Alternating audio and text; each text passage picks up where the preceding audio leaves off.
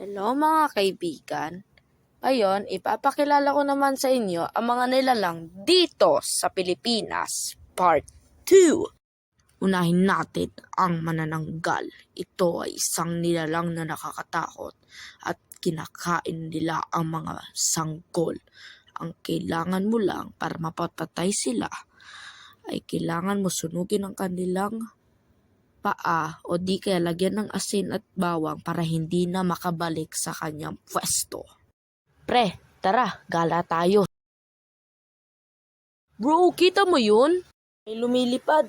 Manananggal ata yun. Pre, lusubin mo kaya, bigyan kita patpat.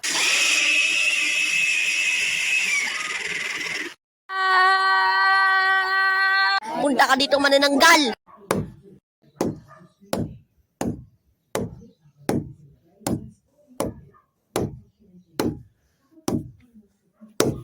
Ang sunod naman, ang aswang. Itinuturing na vampira o vampire o nilalang na nagpapalit ng anyo. Hey pre, tara, gala tayo. Ivan, kita mo yon? Punta ka dito, bata! Laro tayo!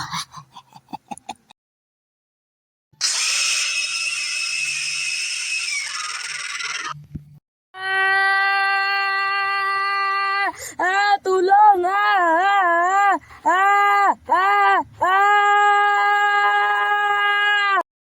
Tulong, may aswang! Tulong!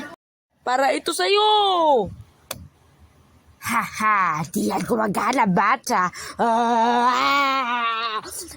Takbo lang!